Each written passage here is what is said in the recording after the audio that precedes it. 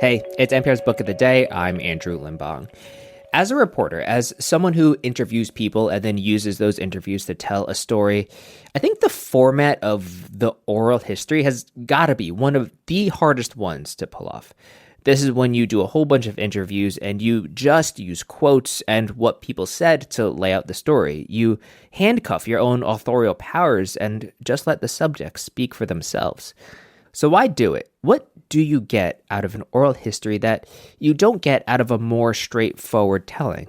The writer Garrett Graff has written an oral history about a pretty big topic, the atomic bomb. It's titled The Devil Reached Toward the Sky. And in this interview with NPR's Scott Simon, Graff talks about the oral history's unique ability to put you in the lives of people who don't know what's going to happen next. It gives you a sense of what it's like to be right next to these scientists who don't know what the future of the atomic bomb or even of World War II looks like. That's coming up. This message comes from Wayfair. As summer winds down, make your home ready for the season ahead. Refresh your workspace with desks, bookcases, and office chairs for way less. Or make weeknight dinners a thing again with quality cookware that makes mealtime a breeze. Get organized, refreshed, and back to routine for way less. Head to Wayfair.com right now to shop all things home. That's WAYFAIR.com. Wayfair. Every style, every home. This message comes from DSW. Where'd you get those shoes? Easy, they're from DSW. Because DSW has the exact right shoes for whatever you're into right now. You know, like the sneakers that make office hours feel like happy hour. The boots that turn grocery aisles into runways, and all the styles that show off the many sides of you. From daydreamer to multitasker and everything in between, because you do it all in really great shoes. Find a shoe for every you at your DSW store or DSW.com. It's been just about 80 years since President Truman told the nation, August 6, 1945. A short time ago, an American airplane dropped one bomb on Hiroshima and destroyed its usefulness to the enemy. That bomb has more power than 20,000 tons of TNT. It was an atomic bomb. 3 days later, when Japan had not surrendered, another was dropped on Nagasaki. Rough estimates put the death toll from both bombs at more than 200,000 people.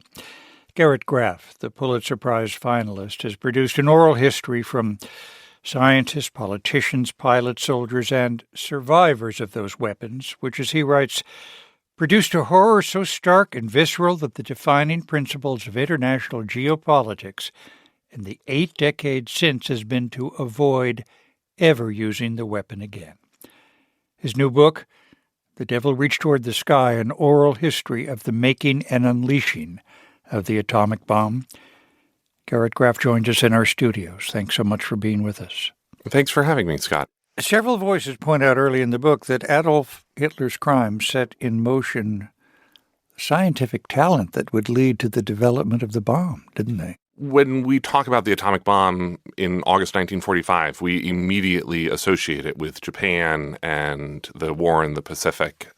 But the genesis for this project really is rooted in Europe and the scientists who flee the enveloping cloak of fascism in the 1930s and come to the United States and then urge the United States to launch this crash, no-holds-barred effort to develop an atomic bomb because they are afraid that Adolf Hitler will get the bomb first. You know, they know the scientists personally, like Werner Heisenberg, the German physicist, who are left behind, who they assume through the whole war is hard at work at building his own bomb.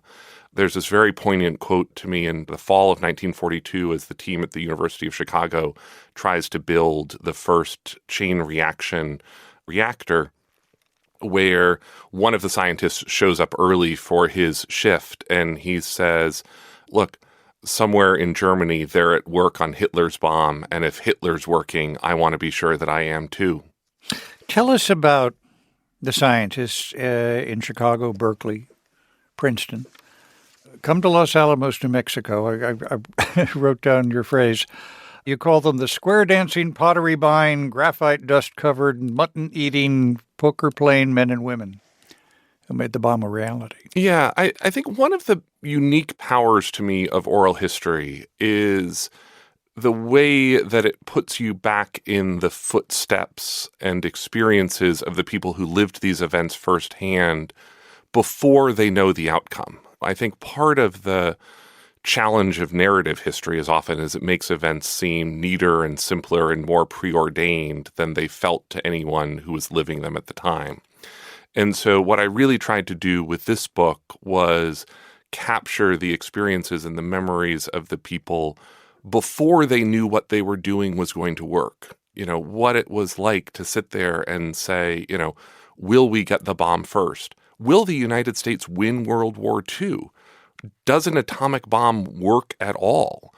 And I think one of the things that you really see in this project is we so often oversimplify the story of the Manhattan Project to just, you know, J. Robert Oppenheimer and his merry band of physicists on this mesa in Los Alamos. But the real majesty of the Manhattan Project is in the scale that only the United States could achieve at that time. You know, we built these 100,000-person secret cities in Oak Ridge, Tennessee, and Hanford, Washington, where we developed the uranium and plutonium for the bombs, where, you know, these were facilities, you know, 50 miles wide by 50 miles long that employed 100,000 people apiece. In August 1945, the Oak Ridge bus system is one of the 10 largest public transit systems in the United States, and no one knows the city exists at all, and it doesn't appear on a single map. Yeah, I mean, you make a point of saying that it wasn't obviously just American scientists, or for that matter, people in government and the military, but U.S. industry. A big part of this is the story of the industrial might that we bring. You know, the work that DuPont brings, the work that Tennessee Eastman does in Oak Ridge. And there's this sort of amazing sequence where Tennessee Eastman is looking around at the labor market that it can bring to these uranium refining machines called calutrons. And they settle on basically high school girls from Tennessee because that's who they can hire in 1943, 1944 amid the wartime labor shortages. And as it turns out, these high school girls, they called them Calutron girls at the time, outperform the California PhD scientists in refining and making uranium, even though most of those Calutron operators only hear the word uranium for the first time in that clip from Harry Truman on August 6, 1945.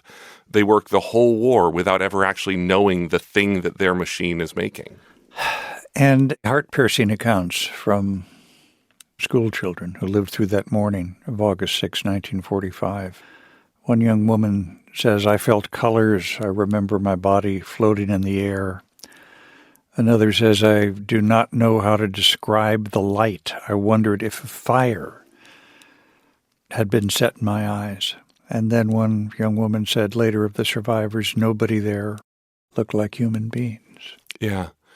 The final chapters of this book just are this incredible, highly emotional juxtaposition between the triumph of the American bomber crews who deliver the bomb, the celebration of the workers on the Manhattan Project, that these are successful. I mean, the Enola Gay lands back at Tinian, and they have medals pinned to their chest, and they literally go off to a barbecue party to celebrate the bombing while Hiroshima burns behind them.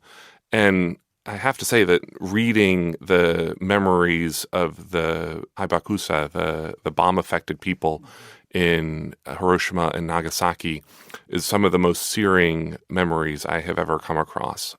This thought is almost terrible to utter, but did the decision to drop the atom bombs nevertheless avoid the killing of what would have been more people?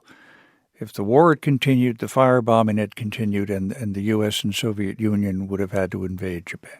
This is a question we will never satisfy one way or another, but you have to put yourself back in what I talk about in the book as sort of the permission structure of the spring of 1945. That this is the end of the deadliest conflict in human history. There are 60 million people who have died in World War II. 45 million civilians, 15 million combatants. And I don't think that necessarily makes it any better that we dropped the bomb.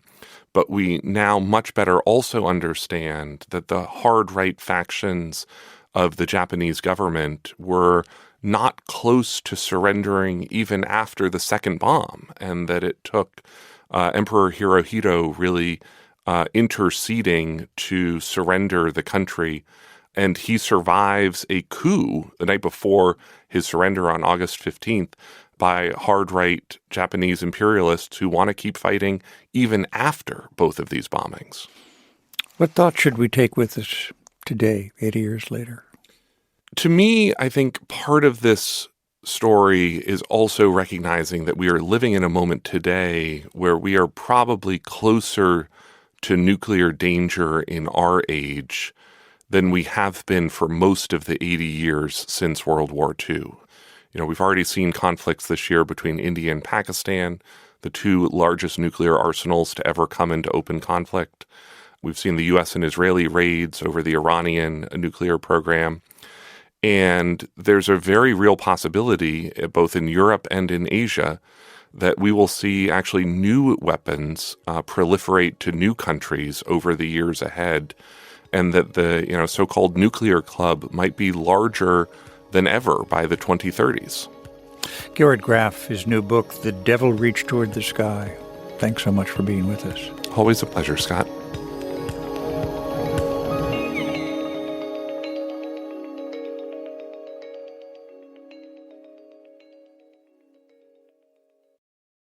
This message comes from Charles Schwab. When it comes to managing your wealth, Schwab gives you more choices, like full-service wealth management and advice when you need it. You can also invest on your own and trade on Thinkorswim. Visit schwab.com to learn more.